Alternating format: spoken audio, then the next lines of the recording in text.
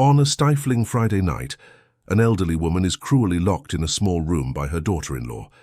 The cleaning lady, who hears everything, uncovers a secret plan to commit the woman without her son's consent. Despite the fear, she dares to speak up, and what happens next changes everything forever. The bus rattled over the bumps on Michigan Avenue, kicking up dust as it made its way toward the Lincoln Park neighborhood. Nora held the strap tightly, balancing the cloth bag between her legs.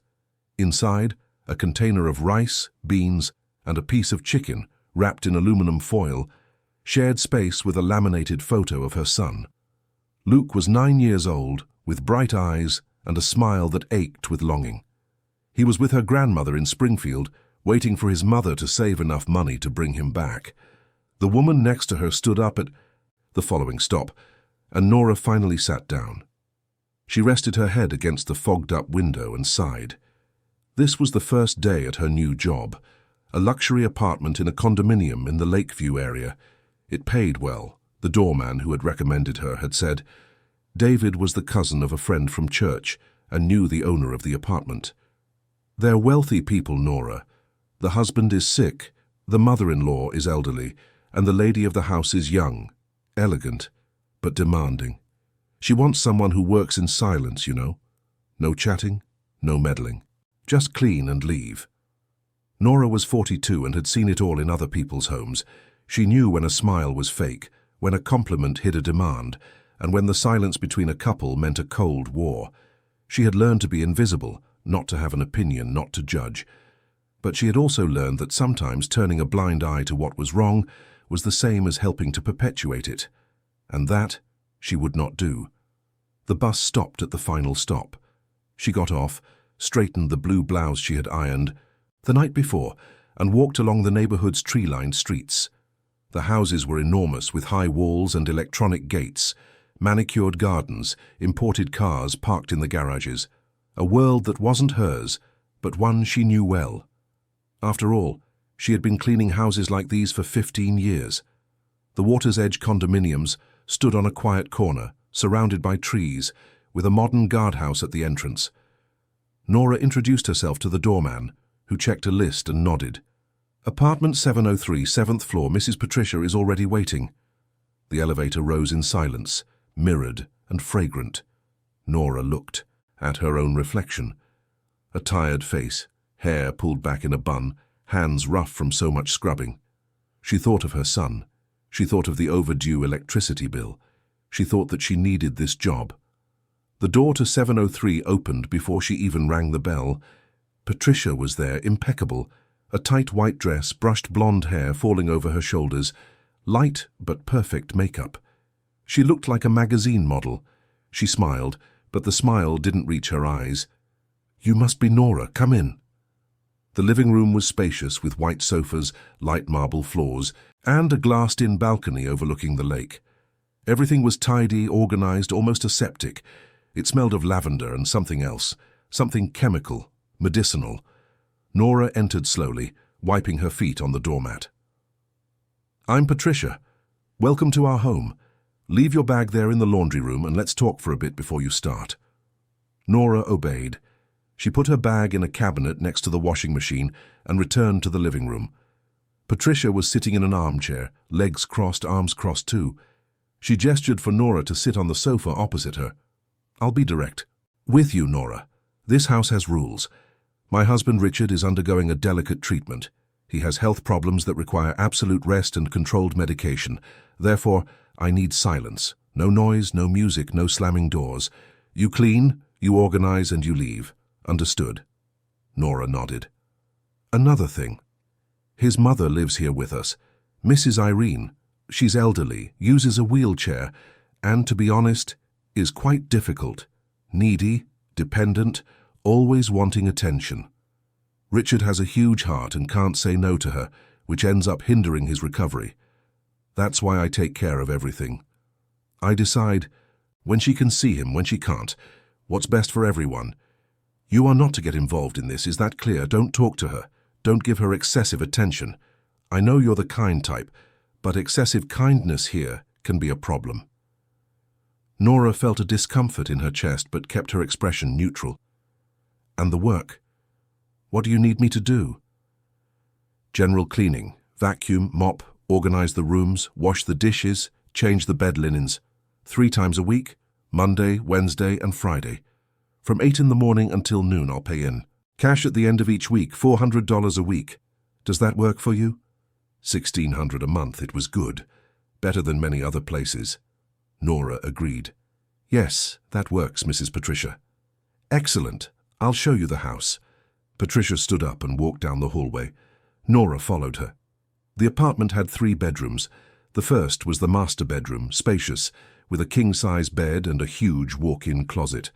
The second was an office, with shelves full of books and an open laptop on the desk.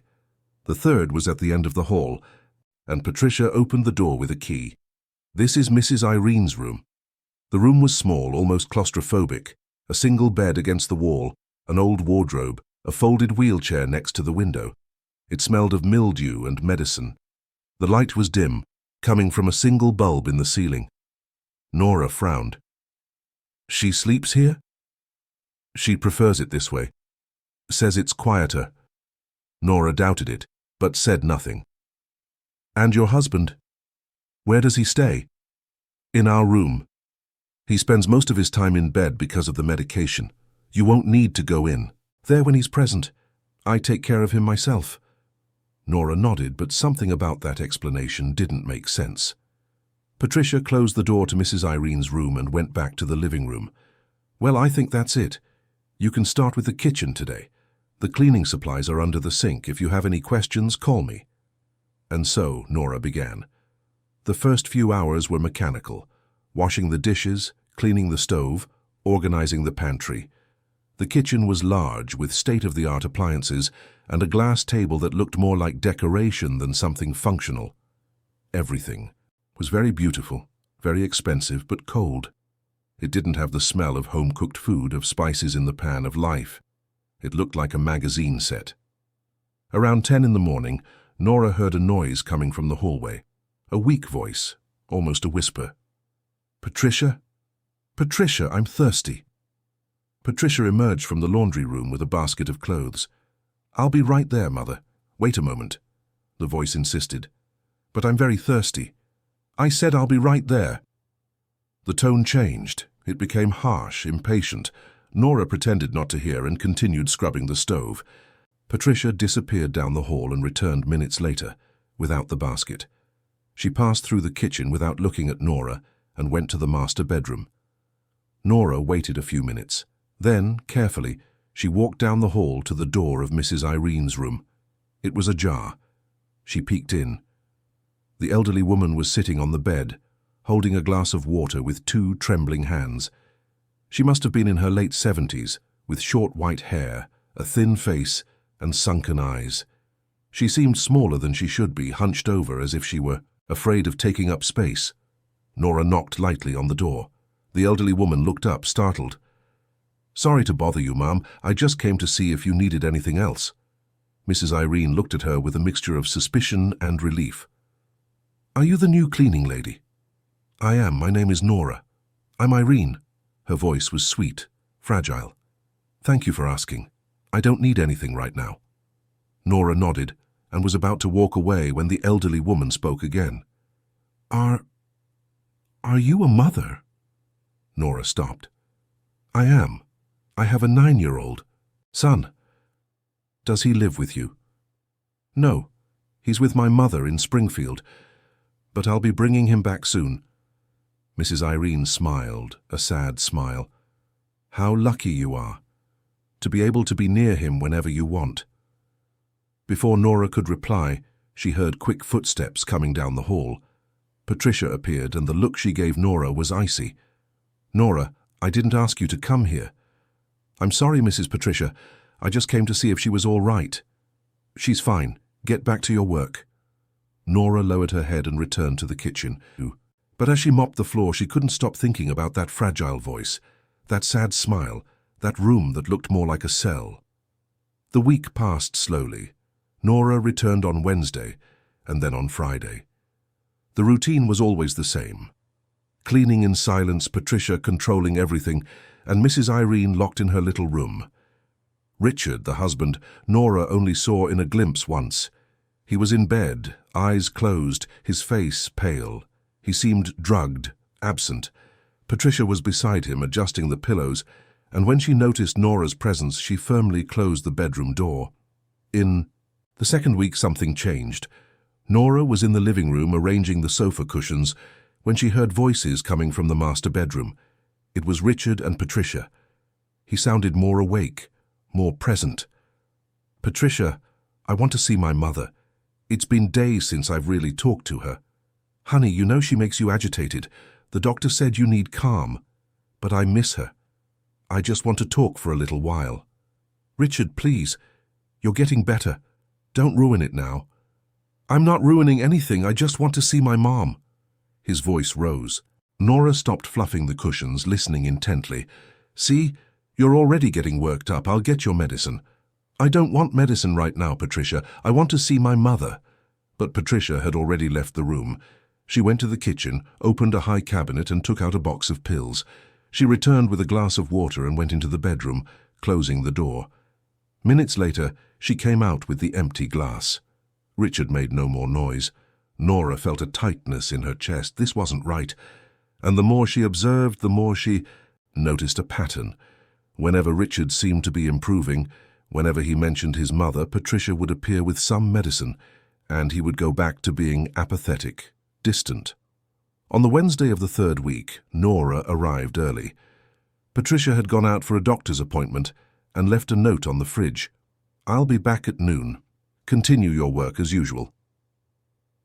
Alone in the apartment, Nora took the opportunity to clean more calmly.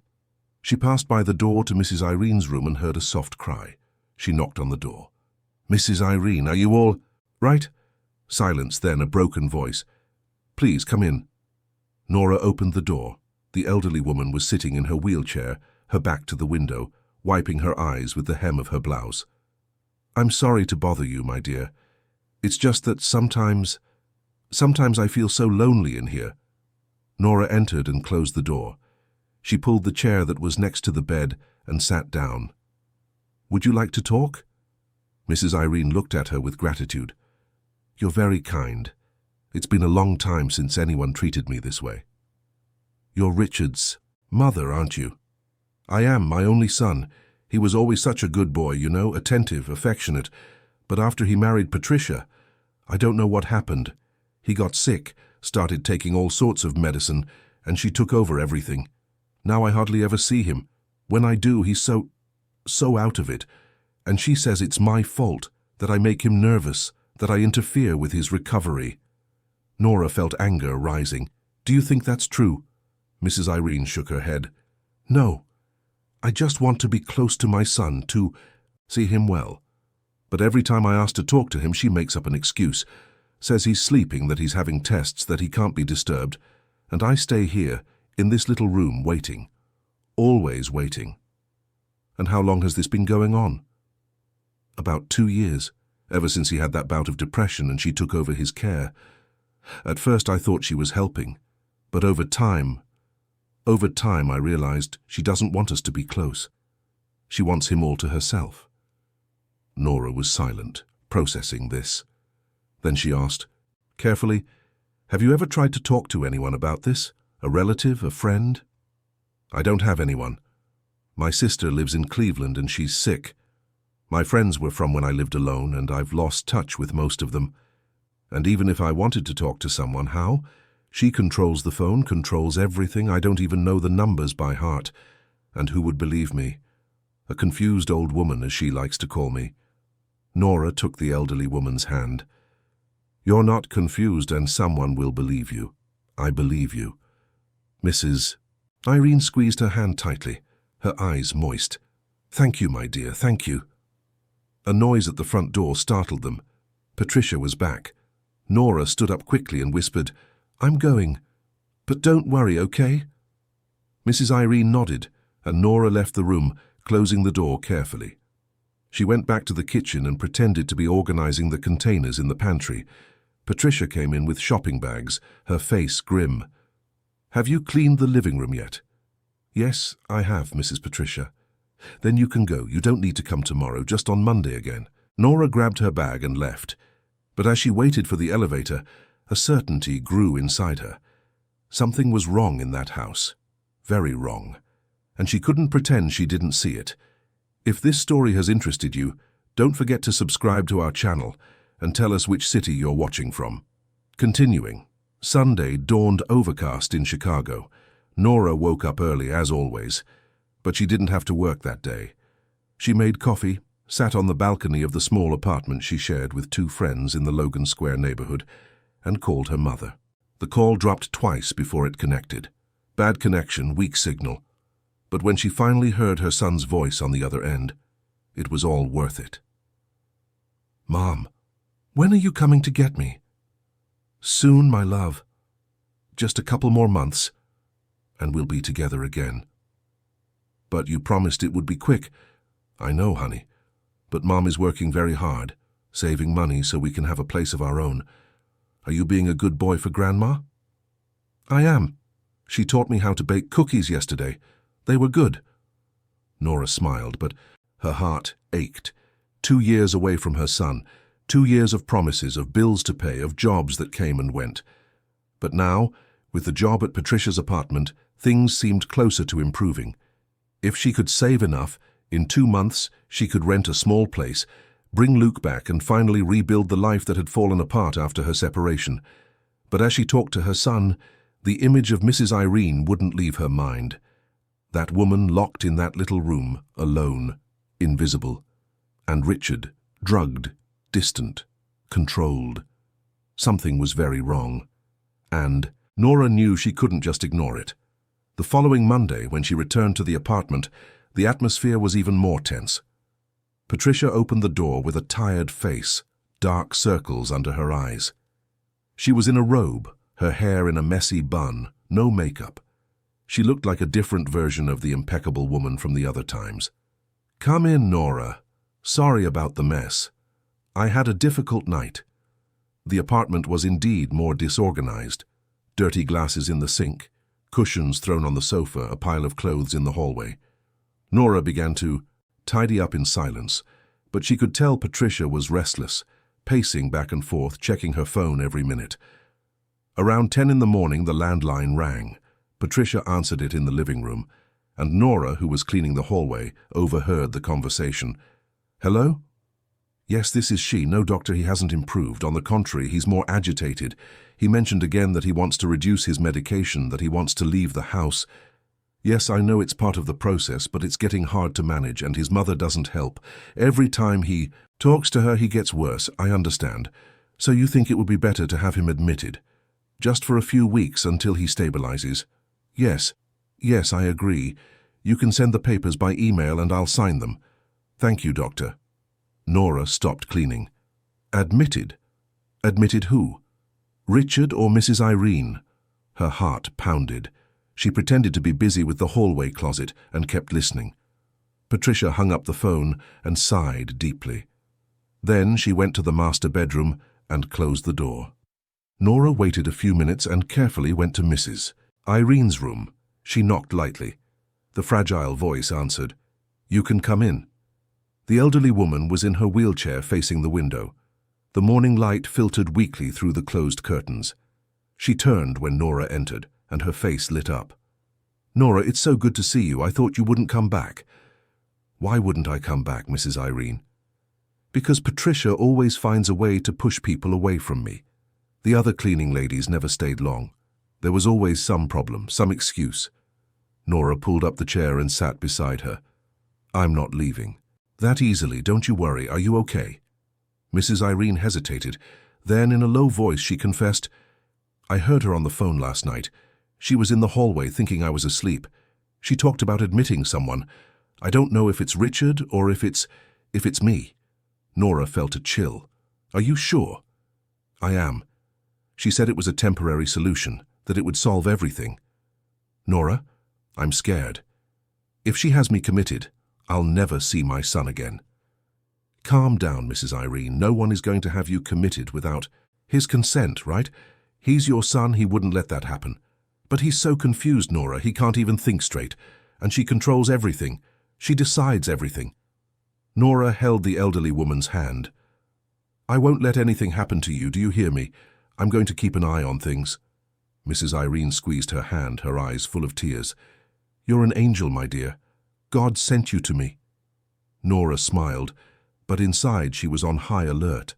She needed to find out what Patricia was planning, and she needed to act fast. In the following days, Nora began to pay more attention to the details. She noticed that Patricia kept Richard's medication in a locked cabinet in the kitchen. She saw that she wrote everything down in a planner she left on the office desk, and she realized that whenever Richard seemed more awake, more present, Patricia increased the dose of his medications. On Wednesday of that week, Nora arrived to find the house in absolute silence. Patricia was in the office, typing on her laptop. Richard was in the bedroom, apparently sleeping. Mrs. Irene was in her corner, as always. Nora cleaned the living room, the kitchen, and then went to the hallway bathroom. As she cleaned the sink, she heard a noise from the master bedroom. Richard was talking, his voice hoarse, confused. Patricia, Patricia, where are you? Patricia came out of the office and went to him. I'm here, honey, what is it? I had a strange dream. I dreamed my mother was crying. Is she okay? She's fine. Sleeping, resting. You know how dramatic she is. I want to see her. Not now, Richard. You just woke up, you're still confused. I'm not confused, I just want to see my mom. Richard, please, don't start again.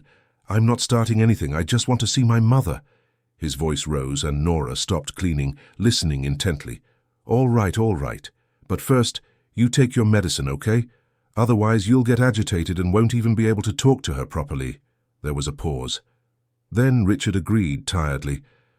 Okay, but I get to see her after, you promise? I promise. Patricia left the room and went to the kitchen. She got the key to the cabinet, opened it, chose a pill and returned with a glass of water. Minutes later, silence returned. Nora waited a while and went to Mrs. Irene's room. She knocked and entered. The elderly woman was sitting on the bed, her hands trembling in her lap. Mrs. Irene, did you hear? I heard. He wanted to see me, and she wouldn't let him. She gave him medicine. She always does. Every time he mentions me, she gives him medicine. Nora took a deep breath. Do you know the names of the medications he takes?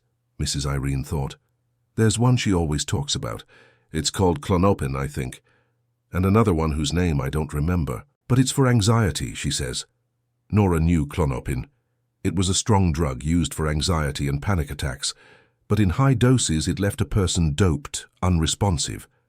Could Patricia be using it to control Richard, to keep him away from his mother? Mrs. Irene, I need to tell you something. I heard Patricia on the phone the other day. She was talking to a doctor about admitting someone. Do you think it could be you? Mrs. Irene turned pale. I don't know. But if it is, I'll have no way to defend myself, Nora. She'll say, I'm crazy, that I'm a burden and they'll take me away. And Richard will never know the truth. That's not going to happen, I won't let it. But what can you do? You're just the cleaning lady. If you get involved, she'll fire you.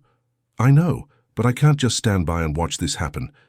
Mrs. Irene held Nora's hands. Why are you doing this for me? You don't even know me. Nora smiled, her eyes welling up.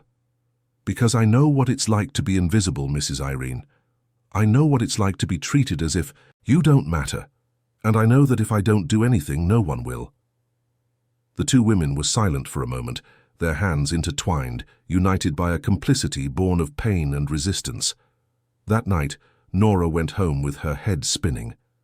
She needed a plan. She couldn't just confront Patricia without proof. She couldn't accuse her without being sure. But she also couldn't wait too long. If Patricia was really planning to have Mrs. Irene committed, it could be at any moment. She talked to her friend Angela, with whom she shared the apartment. Angela worked as a nurse's aide in a public hospital and knew the healthcare system well. Nora, what you're saying is very serious. If it's true, this woman is committing false imprisonment. And if she's drugging her husband unnecessarily, that's abuse. I know, Angela. But how do I prove it? I'm just the cleaning lady. Who's going to believe me? You need evidence. Record conversations, take pictures, write everything down. And you need to talk to the son, see if he's aware of what's happening. He's always doped up. He can't even hold a conversation. Then you need to wait for a moment. When he's more lucid, and you need to act fast before she does something. Nora lay awake all night thinking. The next day, she returned to the apartment, determined. She carried her phone in her pocket, ready to record anything that could serve as proof. Patricia was strangely calm that day. She smiled at Nora when she arrived, offered her coffee, commented on the weather. But Nora knew that kind of calm. It was the calm before the storm. Around 11 in the morning, Patricia received a call. She took it in the office but left the door ajar. Nora was in the hallway mopping and managed to hear snippets of the conversation. "Yes, doctor. I received the documents. Everything is in order. Can we schedule it for Friday night?" "Yes, I'll bring her." "No, he won't know. I'll handle it." "Perfect. Thank you." Nora's blood ran cold. Friday night, 2 days from now. Patricia was going to have Mrs. Irene committed in secret. She finished her cleaning quickly, grabbed her bag, and left. But before she went, she stopped by the front desk and spoke with David, the doorman. "David, are you working Friday night?" "I am. Why?" "Nothing. Just curious. And you know Mrs. Patricia well, right?" "I do. She's lived here for about 3 years. She's polite, pays everything on time." "Why all the questions, Nora?" "Just wanted to know." "Thanks, David." Nora left the condominium with her heart pounding. She had to warn Mrs. Irene. She had to prepare a plan. Because if Patricia managed to take the elderly woman that Friday, it might be too late to save her. That night, Nora did something she had never done before. She took her phone and recorded an audio message, telling everything she had seen and heard. Names, dates, details. She sent it to Angela, to her sister who lived in Evanston, to her cousin who worked at the district attorney's office. She didn't know if it would help, but she needed to have it on record. She needed proof that she wasn't making it all up. And then, with a heavy heart, she went to sleep, praying that on Friday she would have enough courage to do what needed to be done. Wednesday arrived with a grey sky that threatened rain. Nora woke up before her alarm, her stomach churning with anxiety. 2 days until Friday. 2 days to find out exactly what Patricia was planning and how to stop it. She arrived at the apartment at 8 o'clock sharp. Patricia opened the door with a smile that didn't match her cold eyes. She was dressed to go out, perfect makeup, a purse over her shoulder. "Good morning, Nora. I'm going out to run some errands. I'll be back late this afternoon. You know what to do, right? If there are any problems, call me." "Of course, Mrs. Patricia." As soon as Patricia left, Nora waited a few minutes to make sure she was gone. Then, she went straight to the office. The laptop was on the desk, closed. She looked around, her heart pounding. She knew she was invading someone's privacy, but she needed to know the truth. She carefully opened the laptop. The screen lit up, asking for a password. Nora thought fast. She tried Richard's name. Nothing. She tried the date of birth she had seen on a document on the desk. Nothing. She tried Patricia Richard 2022. Nothing. She was about to give up when she noticed a sticky note on the side of the screen. It had a sequence of numbers 1509. She tried it. The screen unlocked. Nora took a deep breath and started searching the files. Emails, documents, photos. She looked for anything that mentioned commitment, treatment, anything related to Mrs. Irene or Richard. It was in the sent emails folder that she found it. An email sent 3 days earlier to a Dr. Gregory Myers at the New Beginnings Clinic, a psychiatric institution in the Naperville area. Subject: Commitment of Irene Wallace. The body of the email read, "Dr. Myers, as we discussed, I would like to confirm the voluntary commitment of my mother-in-law, Irene Wallace, 71, for treatment of severe anxiety and depression. As her legal guardian for treatment, I will be bringing her on Friday the 17th around 10 p.m. to avoid agitation and public embarrassment. My husband, Richard Wallace, is aware and in agreement, but prefers not to accompany her for health reasons. The necessary documentation is attached. I appreciate your discretion." Nora felt her blood boil. Voluntary commitment? Legal guardian? Richard was aware? It was all lies, and worse, Patricia had forged documents to make it look legal. She took her phone and photographed the laptop screen. She took several pictures of the email, the attachments, everything that could serve as proof. Then she closed the computer and left the office, her hands trembling. She went straight to Mrs. Irene's room. She knocked on the door and entered without waiting for a reply. The elderly woman was sitting in her wheelchair, looking out the window. "Mrs. Irene, I found out what she's planning." The elderly woman turned, startled. "What?" "She's going to have you committed on Friday night, in a psychiatric clinic. She forged documents saying it's a voluntary commitment, and that Richard agrees." Mrs. Irene put her hands to her face, her eyes wide. My God, I knew it. I knew she would do this. But she's not going to, Mrs. Irene, because I won't let her. How will you stop her? She has everything planned. She's smart, Nora. She always gets her way. I have proof. I photographed the emails, I have recordings of her conversations, and I'm going to talk to Richard. He needs to know what's happening. But he's always doped up. How are you going to talk to him? I'll wait for a moment when he's more lucid, and I'll tell him everything. Mrs. Irene held Nora's hands, desperate. What if she finds out you know? What if she fires you? Or worse, what if she does something to you? I'm not afraid of her, Mrs. Irene. I'm afraid of staying quiet and letting this happen. The two women hugged, and Nora felt the elderly woman's tears wet her shoulder. That afternoon, Nora went home and showed the photos to Angela. Her friend was shocked. "Nora, this is extremely serious. This woman is committing fraud, false imprisonment, abuse. You need to report this now." "I'm going to report it, but first I want to try to talk to Richard. If he knows the truth, he can stop all of this. He's her son. He has more power than I do." "And what if he doesn't believe you?" "Then I'll go to the police, but I have to try." On Thursday, Nora returned to the apartment determined to find Richard alone. She arrived early, before 8, and rang the bell. Patricia answered, surprised. "Nora, you're early." "Sorry, Mrs. Patricia. I need to leave a bit earlier today, so I came in early to make up for it." Patricia frowned but agreed. "All right, come in." Nora entered and began cleaning. The living room. Patricia was packing suitcases in the bedroom, and Nora realized they were Mrs. Irene's. That confirmed everything. The commitment was really going to happen.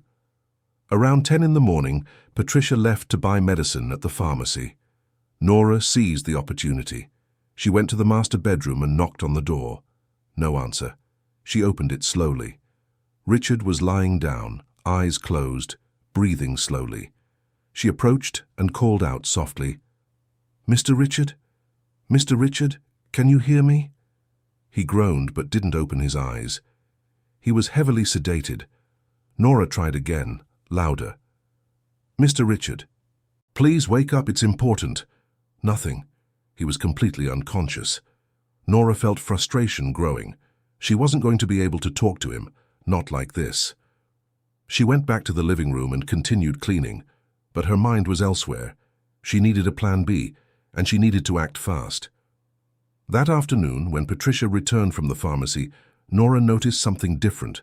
She was agitated, nervous, checking her phone constantly. She spoke on the phone in a low voice, always with her back turned, always hiding the conversation. At 3 in the afternoon, Nora finished her cleaning and left. But before she left, she stopped by the front desk and spoke again with David. "David, I need to ask you something. Tomorrow night, can you keep an eye on apartment 703? If Mrs. Patricia leaves with Mrs. Irene, please call me." David frowned. "Why, Nora, is something wrong?" "Just call me, please. It's important." "Okay, but if it's something serious, you need to tell me." "I will. Just help me with this." That night, Nora couldn't sleep. She tossed and turned, imagining scenarios, planning strategies. What if Patricia changed the plan? What if she took Mrs. Irene earlier? What if Nora was too late? Friday dawned hot and muggy. The sky was clear, but the air was heavy. Nora woke up at 6 in the morning, showered, put on her best clothes, and took the bus to the condominium. She arrived at 7:30, earlier than ever. Patricia answered the door in her pajamas, her hair disheveled, surprised. "Nora, what are you doing here so early? You don't work today." "I know, Mrs. Patricia, But I forgot my bag here yesterday. I came to get it. Patricia hesitated. Your bag is in the laundry room. You can get it. Nora went in and walked to the laundry room. She picked up her bag, but she didn't leave. She stood there pretending to arrange something while she listened. Patricia was on the phone again. Yes, everything is set for tonight. I'll leave around 9:30 to get there by 10. She'll be calm. I gave her the sedative earlier. Yes, I know it's risky, but there's no other way. I need to resolve this soon. Nora left the laundry room and went to the door. But before she left, she looked back.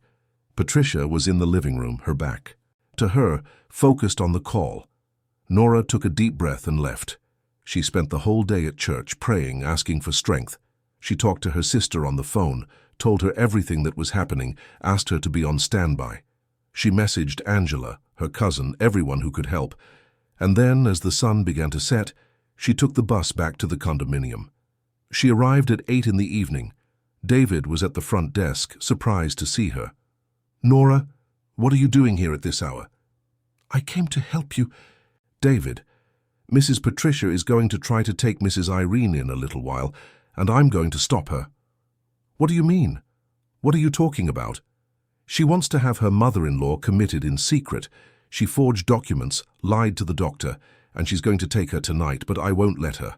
David turned pale. Nora, this is very serious. If you're right, we need to call the police. I know, but first I want to confront her. I want to give her a chance to back down. And if she doesn't, then we call the police. At 9 o'clock, the lights in apartment 703 turned on. Nora saw it from the front desk window. Patricia was moving things, packing bags, getting everything ready. At 9:30, the elevator came down. Patricia came out pushing Mrs. Irene's wheelchair. The elderly woman was covered with a thick coat, her face almost hidden, her eyes downcast. Nora left the front desk and met them in the hallway. Mrs. Patricia, where are you taking Mrs. Irene? Patricia stopped, surprised. Nora, what are you doing here? Answer my question. Where are you taking her? That's none of your business. Yes, it is, because I know what you're planning, to have her committed in secret without Richard's consent. That's illegal. Patricia turned pale. You don't know what you're talking about. Yes, I do. I saw the emails, I saw the forged documents, and I'm not going to let you do this. Patricia tried to get around Nora, but she blocked the way. Move, Nora. You're meddling in something you don't understand. I understand perfectly. You're manipulating Richard, drugging him to maintain control, and now you want to get rid of his mother because she's an obstacle. You're crazy. Get out of my way now. No! Patricia tried to push Nora, but she held on firmly to Mrs. Irene's wheelchair. The elderly woman looked at Nora with eyes full of tears. Help me, Nora. Please help me. Patricia lost her patience. She screamed, tried to snatch the phone from Nora's hand, but she had already called the police. The call was active, recording everything. Let go of that phone. You're going to regret this. David came running. What's going on here? She's trying to stop me from taking my mother-in-law for her treatment. Forced treatment, David, without her son's permission. David looked at Mrs. Irene. Mrs. Irene, do you want to go with Patricia? The elderly woman shook her head, desperate. No, I don't. I want to stay with my son. Patricia exploded. She doesn't know what she's saying. She's confused. She's sick. She's not sick. You're the one drugging your husband and trying to get rid of your mother-in-law. The argument attracted neighbors. Doors opened. People appeared on their balconies. Patricia realized she was losing control. She let go of the wheelchair and ran to her car, dragging a suitcase. She got in quickly and started the engine. Nora yelled, "Don't let her leave." But the car was already speeding toward the gate. David tried to close it, but it was too late. The car passed through and disappeared into the night. The sound of sirens cut through the Chicago night. Nora was at the front desk, holding Mrs. Irene's hands, while David spoke on the phone with the police, explaining the situation, giving details of Patricia's car, the license plate, the model, the direction she had taken. She left on Lakeshore Drive, heading toward Naperville. White car, a Corolla, license plate ends in 3. Nora heard everything and felt her heart race. She thought of Mrs. Irene, now safe beside her, but still trembling with fear. She thought of Richard, alone in that apartment, drugged, knowing nothing, and she thought of Patricia, fleeing into the night, desperate, trying to escape the consequences of her own actions. Mrs. Irene squeezed Nora's hand tightly. "She'll be back. She'll come back for Richard." "She won't, Mrs. Irene. The police are after her, and Richard is going to know everything now." "How? He's asleep. He doesn't even know I'm here." Nora looked at David. "We need to go up. We need to wake Richard and tell him everything." David hesitated. "Nora, what if he doesn't believe us? What if he thinks we're lying?" "We have the proof. We have the pictures of the emails, the recordings. He'll believe us." 5 minutes later, 2 police cars arrived at the condominium. The officers got out and went straight to the front desk. Nora explained everything again, showed them the photos on her phone, the messages, the audio she had recorded. One of the officers, a middle-aged sergeant named Anthony, listened attentively and then said, "Let's go up. We need to speak with her husband and understand the whole situation." They rode the elevator in silence. Mrs. Irene in her wheelchair, pushed by Nora. David beside them, nervous. The 2 police officers in front.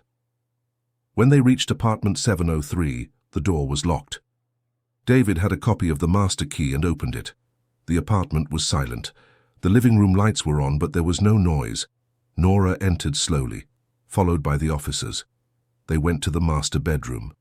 The door was closed. They knocked. Nothing. They opened it. Richard was lying on the bed on his side, breathing deeply. Beside him, on the nightstand, was an empty box of pills and a glass with remnants of water. The sergeant approached and shook his shoulder. Sir, wake up." Richard groaned but didn't open his eyes. The officer insisted. "Sir, it's the police. You need to wake up." It took a few minutes, but he finally opened his eyes, confused, disoriented. What's happening?" "I'm Sergeant Anthony from the Chicago Police Department. We're here because your wife tried to have your mother committed without your consent." Richard blinked, trying to process the information. "My mother? Where is my mother?" Nora pushed Mrs. Irene's wheelchair into the room. "She's here, Mr. Richard. She's okay."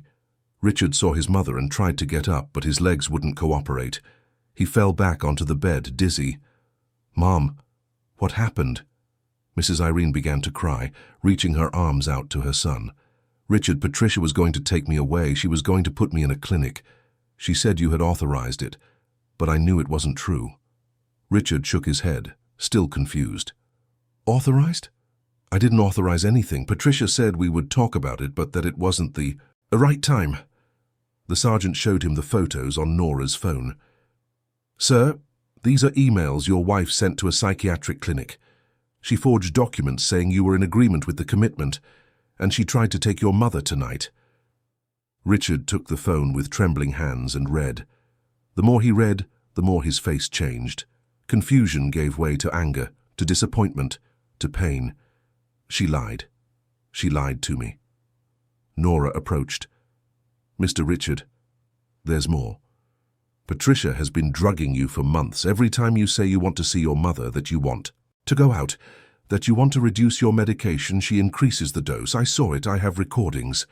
Richard looked at Nora, then at his mother, then at the police officers, and then, as if a curtain had been violently torn away, revealing a truth that had always been there but that he had refused to see, everything began to make sense. The memories came back in painful, vivid flashes, impossible to ignore. That time, about 6 months ago, when he had woken up with a mental clarity he hadn't felt in a long time. He remembered asking to go out with his mother, just the 2 of them, like they used to before everything fell apart. They wanted to go to that old bakery in the Old Town neighborhood, the same one she used to take him to as a child. Patricia had said, with that studied voice of concern, that he was too worked up, that it was a sign of mania, that the doctor had warned about these sudden energy spikes.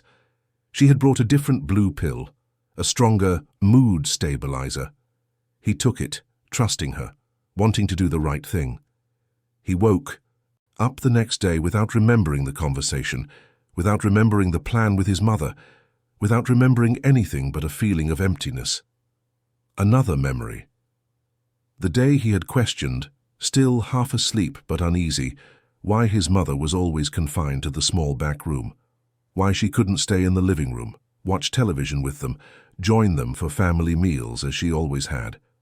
Patricia had explained with the condescending patience of someone speaking to a child that his mother preferred it that way, that she felt uncomfortable in open spaces, that the geriatrician had diagnosed a progressive social phobia and recommended a more cozy and contained environment to not worsen her condition. Richard had swallowed that explanation, feeling guilty for questioning the care Patricia was apparently giving her mother-in-law. And there were so many others. The times he woke up in the middle of the afternoon not knowing what day it was, unable to remember what had happened in the last 24 hours. Patricia always had a ready explanation. "You had a terrible anxiety attack last night, honey. You started hyperventilating, saying you couldn't breathe. I had to give you a stronger sedative to keep you from hurting yourself. The doctor said it's normal for you not to remember, that it's a side effect of the treatment, a protection mechanism of your own mind." And the more he forced himself to remember, the more details emerged. She controlled his medication schedule with military precision, noted everything in a spreadsheet, never let him get the pills himself. She said it was important to maintain discipline, that people undergoing psychiatric treatment often resist medication, and that she was there to ensure his improvement. She controlled who he saw, screening calls and visits. When a friend tried to call, she always answered first, saying in a low, worried voice that he was resting, that the doctor had recommended avoiding stressful stimuli, that it was better to call back later, at another time that never came. When he asked about returning to work, about resuming his life, she would caress his face tenderly and say it was too soon, that he needed to focus entirely on his recovery, that she was taking care of everything. The bills, the investments, the professional contacts. "You just need to worry about getting better," she would say. And he believed her. Because what else was there to do but believe? Everything was meticulous control. Everything was manipulation carefully disguised as love. Everything was a prison built with invisible but absolutely real bars. He began to cry. Not a quiet, contained cry, but a deep, visceral one, from someone releasing months of accumulated confusion, of repressed anger, of irreparable loss. I trusted her. I trusted her so much. The words came out choked, muffled by sobs. When I got sick, when I fell into that terrible depression after losing my job, when I thought I would never get out of bed again, she was so attentive, so dedicated, so present. She took over everything without complaining, said I didn't have to worry about a thing, that she would take care of me like no one else could. And I let her. I gave up control of my own life. I let her decide everything. What I ate, when I slept, who I saw, what I felt. And now I understand, she wasn't healing me. She was imprisoning me. Mrs. Irene got up from her chair with effort and went to her son. She hugged him, and they cried together, clinging to each other, releasing months of anguish, of loneliness, of forced silence. "Son," she said, "I was holding you back, that I was making you sick, that you would only get better if I was out of your life." "No, Mum, you never held me back. You're my foundation. You always have been." The sergeant let them have their moment. Then he returned to the investigation. "Sir, we need to find your wife. She fled when she was confronted by Mrs. Nora. We've set up a roadblock on the highway to Naperville. If she's heading to the clinic, we'll intercept her." Richard wiped his tears and tried to stand up again. This time, with the help of Nora and his mother, he managed to get to his feet. He was staggering, but determined. "I'm going with you. I need to see her. I need to hear from her why she did all this." "Sir, you're not in any condition." "I'm going, even if it's just to make sure my mother is truly safe." The sergeant reluctantly agreed. They all went down together. Richard leaning on Nora, Mrs. Irene in her wheelchair, the police officers in front. They got into the patrol car and headed toward the highway. The police radio crackled with information. "Unit 236 to dispatch, vehicle located. We're at mile marker 15 on I-55. Driver stopped at the roadblock, awaiting instructions." The sergeant responded. "Dispatch to 236. Hold the driver at that location. We are en route." 15 minutes later, they arrived at the roadblock. The white Corolla was stopped on the shoulder, surrounded by 2 patrol cars. Patricia was outside the car, arms crossed, her face grim. When she saw Richard getting out of the patrol car, she turned pale. Richard walked toward her, leaning on Nora. He stopped a few feet away and faced her. Patricia tried to speak, but he raised his hand, silencing her. "I trusted you. I opened my home, my life, my heart to you. And you used all of it to control me, to push me away from my mother, to keep me drugged, dependent, weak. Richard, you don't understand. I did it all for you. Your mother was making you sick. She was a burden. I just wanted you to get better." Lies. You wanted control. You wanted me all to yourself, and my mother was an obstacle. Patricia tried to approach, but one of the officers stopped her. "Ma'am, stay where you are." Richard continued, his voice trembling with emotion. "I asked myself so many times why I was always tired, always confused, why I couldn't make decisions, couldn't connect with my mother. And now I know. Because you were poisoning me. Not with a poison that kills the body, but with a poison that kills the soul." Patricia began to cry. "I loved you, Richard. I still love you. Love doesn't control. Love doesn't manipulate. Love doesn't isolate. What you did wasn't love, it was possession." The sergeant approached. "Mrs. Patricia Wallace, you are under arrest for attempted false imprisonment, fraud, and abuse. You have the right to remain silent. Anything you say can and will be used against you." Patricia was handcuffed and placed in the patrol car. She looked at Richard one last time, but he had already turned his back. He went to his mother, who was in her wheelchair next to Nora, and knelt in front of her. "Mom, forgive me. Forgive me for taking so long to see the truth." Mrs. Irene held her son's face in her hands. "There's nothing to forgive, my son. You were as much a victim as I was. The important thing is that we're together now, and no one will ever separate us again."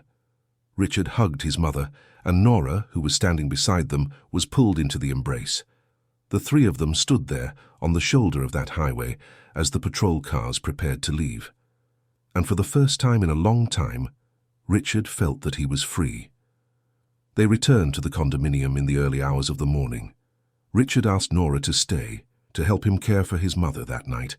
She agreed. She made tea, arranged Mrs. Irene's room to make it more welcoming, opened the curtains to let the moonlight in, and she stayed there, sitting beside the elderly woman, as she finally slept in peace. Richard went to the kitchen and threw away all the boxes of medication Patricia had stored, one by one into the trash. Then he sat on the balcony and looked out at the lake, illuminated by the city lights. He took a deep breath, feeling the air fill his lungs without the weight of excessive medication. It was as if he were waking up from a long, suffocating nightmare. Nora joined him on the balcony a few minutes later. She sat in the chair next to him, and they were silent for a time, just watching the city fall asleep and begin to awaken at the same time. "How are you feeling?" Nora finally asked. Richard thought before answering. "Lost, completely lost. But at the same time, more lucid than I've been in years.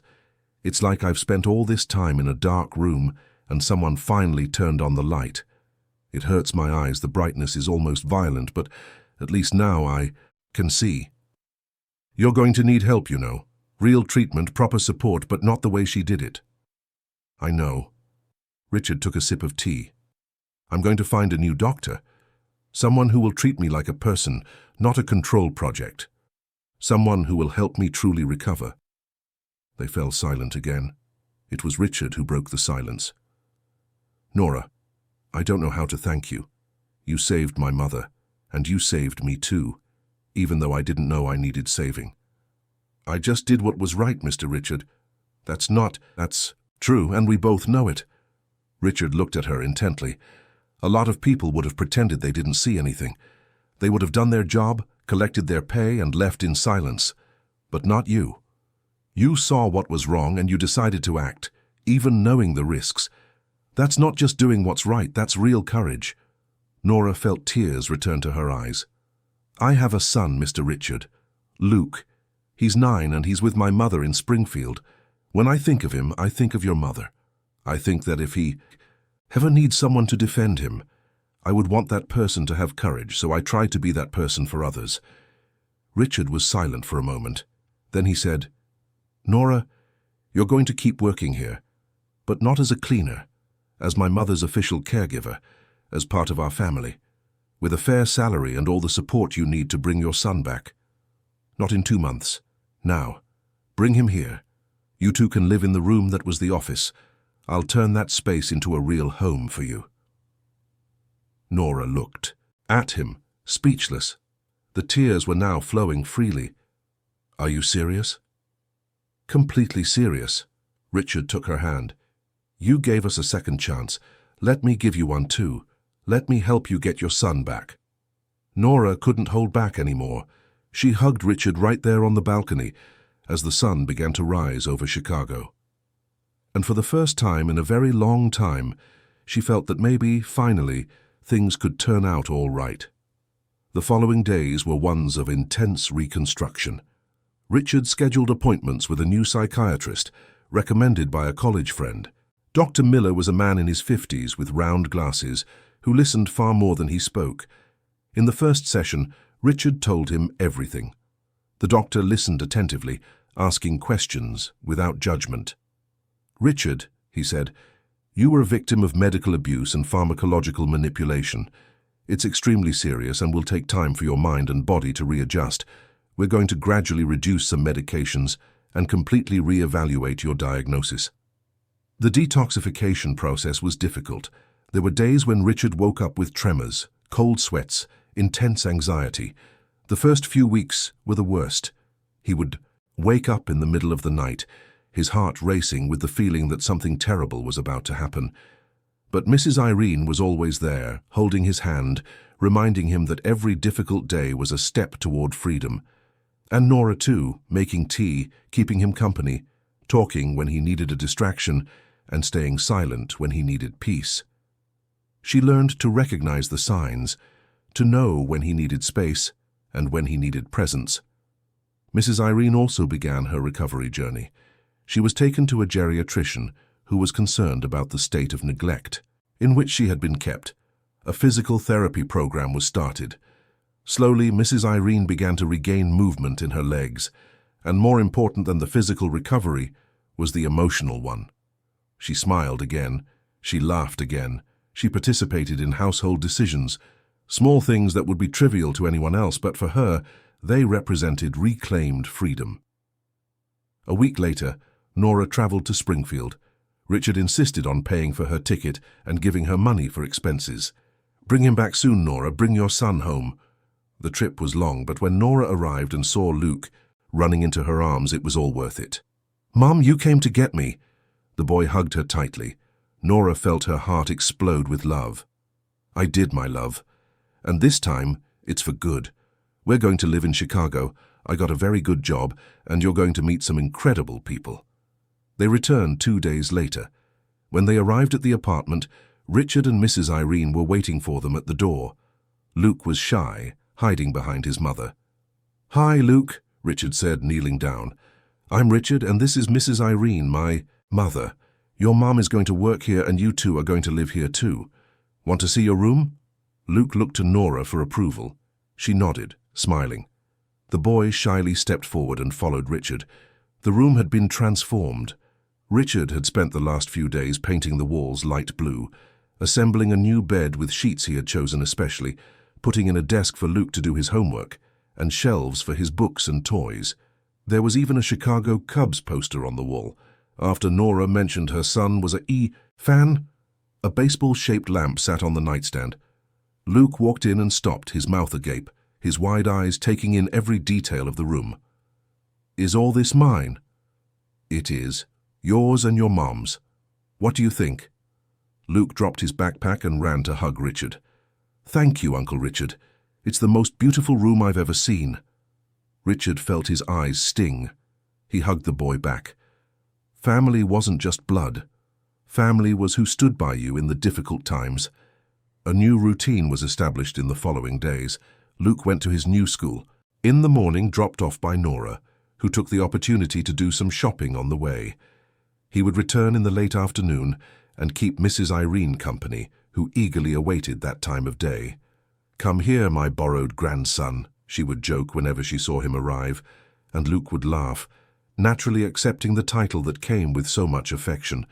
He would tell her about his classes, his new friends, his teachers. Mrs. Irene listened with genuine attention, asking questions, truly interested. Nora cooked Midwestern dishes she had learned from her grandmother: pot roast, chicken and dumplings, fresh cookies that filled the house with a wonderful smell in the morning. The house began to smell like a real home, no longer the aseptic, cold environment it had been before. Richard, little by little, began to recover himself. Each passing week was like peeling back another layer of the person Patricia had built over him. He started making plans to return to the job market, but without rushing, respecting his own time. Dr. Miller had advised him not to hurry, to let the recovery happen naturally. He began to reconnect with friends Patricia had pushed away with excuses. About his health, the first meetings were difficult, explaining what had happened, dealing with the shame and the feeling of having been manipulated. But his true friends understood, supported him, and stayed. He started to laugh again, genuine sounds of joy that hadn't existed for so long that Mrs. Irene, upon hearing them for the first time, cried with emotion. Patricia was prosecuted and convicted. The trial took place 3 months later. The evidence was irrefutable. The judge was clear. What we have witnessed was not care, it was systematic imprisonment. It was an abuse of trust in its cruelest form. She was sentenced to 3 years in a semi-open regime and was forbidden from approaching the victims.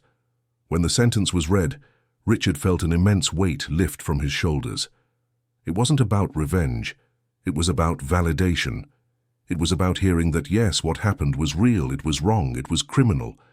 2 months after the trial, on a Saturday afternoon, Richard had an idea. "You know what I think we need? A trip. The 4 of us. To the beach.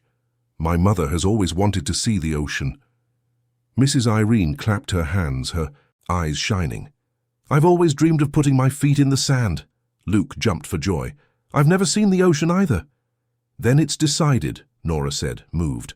"We're going to the ocean." The trip happened 2 weeks later, a long drive to Myrtle Beach. They rented a house facing the sea.